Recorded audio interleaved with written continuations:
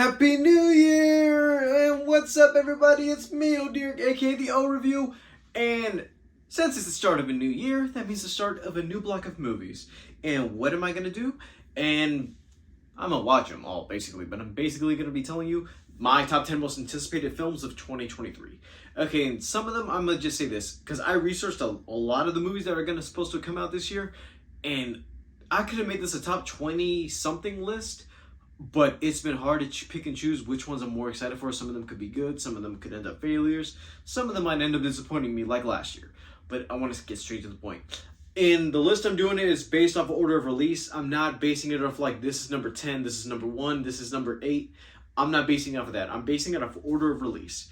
And starting out, there's nothing in January besides that Megan movie everybody wants me to watch for some reason.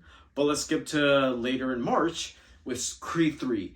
Okay, the Creed trilogy as a whole, it's been good so far. Ever since Rocky passed on the mantle to Adonis Creed, everything's been good. But now that Adonis is on his own, he has to deal with the sins of the past. I wonder how everything is going to be in this final chapter, I guess. Don't know. If there were 6 Rocky movies, they can make 6 Creed movies. To me, I feel like it's better off if they could have ended up Creed 2. But I feel like Michael B. Jordan has something in store for us in this final chapter, and I'm excited to see what happens. Alright, next up, later on in March, Scream 6, because why am I not going to be excited for Scream 6? Scream 5 actually lived up to the hype, kind of.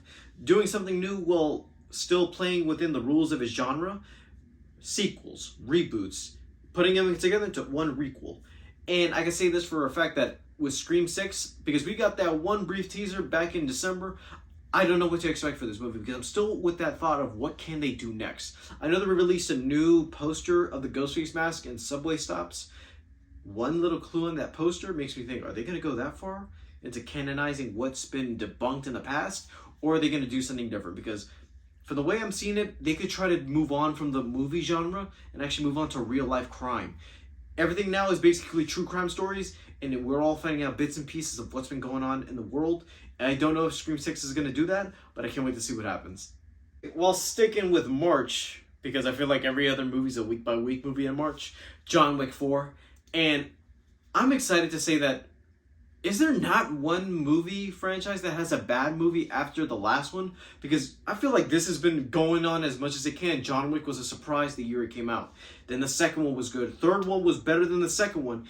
And the more I can say is, why am I not hyped for the fourth one? Because it could have came out last year, but it had to move up because of the COVID delays, whatever other movies were delayed last year coming into this year. And why can I not? It's been going on for as far as the trilogy.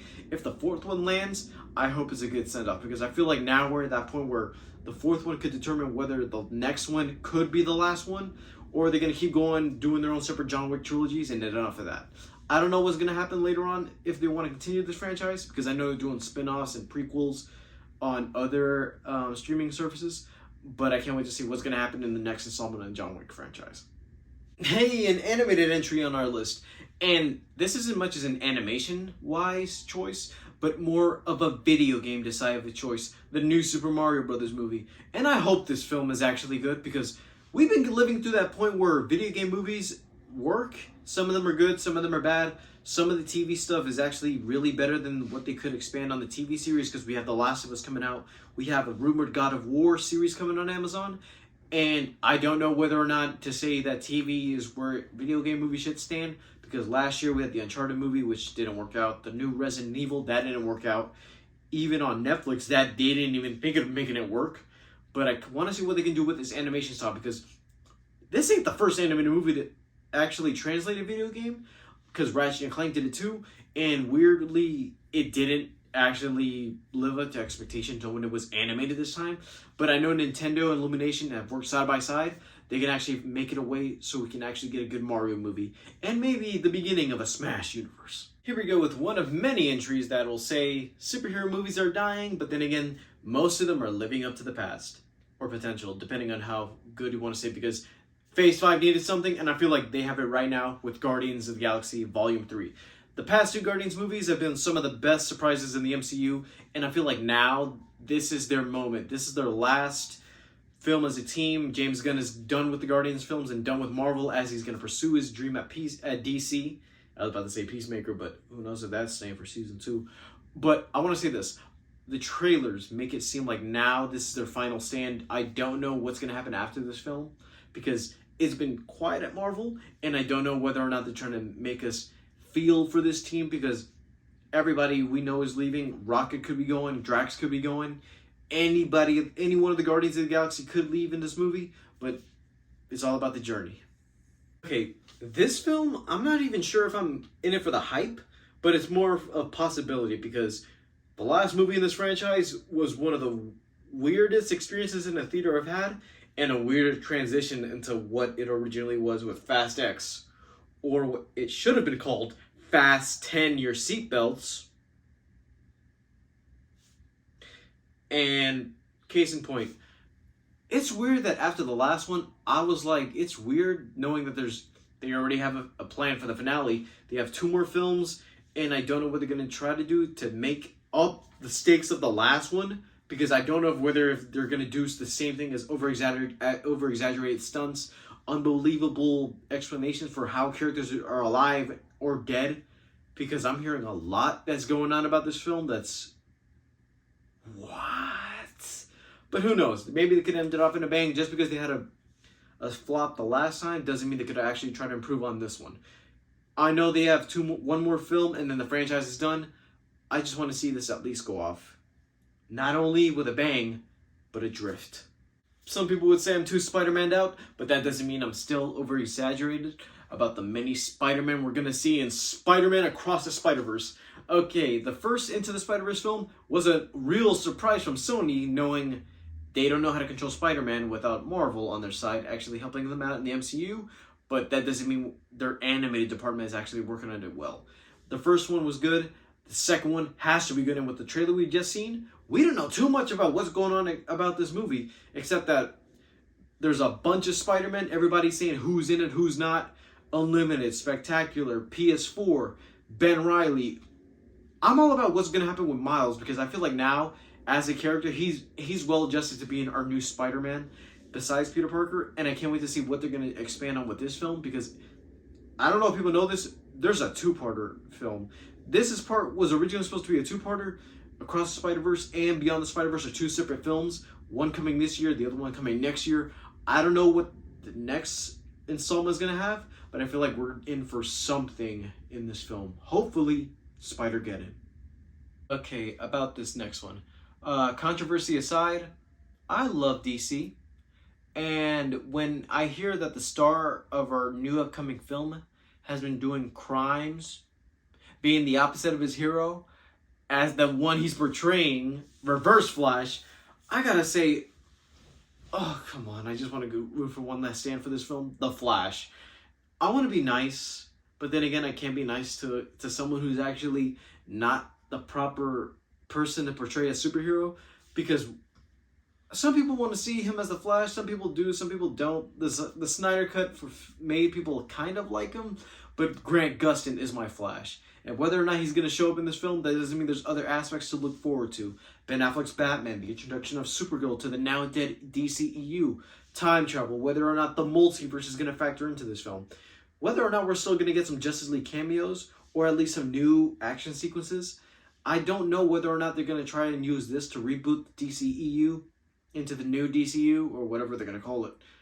I just want to see a good film. Whether or not Ezra Miller is a dickhead in real life or not, I just at least want to know the movie is good and not judge the person from the art and the art from based off of what the person is. Guys, we're here for the final 2. This film, I want to say this. This film has to be really good because not only has it delayed 5 times, but I can actually say this. Whoever filmed this film, whoever was involved, I could at least say they've had an actual star yell at them for actually trying to do their jobs and actually save their industry. But I can say this. I guess that was impossible. Terrible joke. Anyway, Mission Impossible 7, Dead Reckoning Part 1. Another finale film. Who knows what's going to happen? Maybe they might make it. Maybe they might not.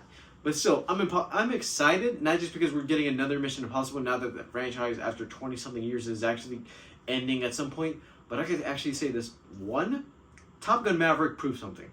that not only was that just a blockbuster film, which people could say was average, and people overhyped it as much as it should have, but at least they know that Tom Cruise is a household name, and at least he's a name and people would go out to the theater for it, because Top Gun was the #1 movie of 2022 for a long shot until Avatar 2 recently passed it. But out of all the Marvel movies, DC, whatever other studio film was out there, they didn't beat Top Gun Maverick. That movie was going hard as it should have, and I can't say without a doubt I'm excited for what's going to happen in Mission Impossible 7. And now to close this final chapter of the top 10, I can actually say this for without a doubt that is actually coming out this year. Dune Part 2, or Chapter 2, depending on what they're going to call it. I can say this for a fact. 2021 was a hard year for movies, and some of the best ones were actually the ones given to us by HBO Max. Dune was one of them, which I knew was on HBO Max, but I went to the theater to go and see it, and wow, it was amazing in IMAX. And years later, whether or not people were thinking, is Dune getting greenlit for a sequel? Who knows? Based off the pandemic wise, how much money it made, how much streaming it cost. I don't know. This film seemed like it was going to happen or it wasn't going to happen. But now we know Denis Villeneuve is coming back to do two more Dunes, or depending on how far they want to go into the book series, they could actually expand on the universe. All I know is that I'm excited for this. Not even saying if it weren't for the pandemic, it would have been one of the biggest movies of that year had everything not happened, and we would have gotten Dune 2 sooner or later. And I know for a fact he's going to actually blow with this one. He's going to go so far, it's actually going to be surpassing the first film and actually make it a good duology or trilogy, depending if they want to go that far into the franchise. I don't know. I just want to say Dune 2, and that's it. And I guess that's my top 10. Thank you for enjoying me this past year. I know I'm in a bit of a slippery slope, depending on what I want to do for the channel, what I don't want to do. Fixing this whole thing because I know what I want to do with my plan. But yeah, I'm still working out ways to improve the channel. Still, doing this because basically this is a new thing for me because I didn't do this regularly. And I want to be smart in how I do this. Not just for myself, but to show myself to the world. And see how far I can do with my dream. Alright guys, Happy New Year. That's all I got to say. And I'll see you guys in the next video. Bye guys.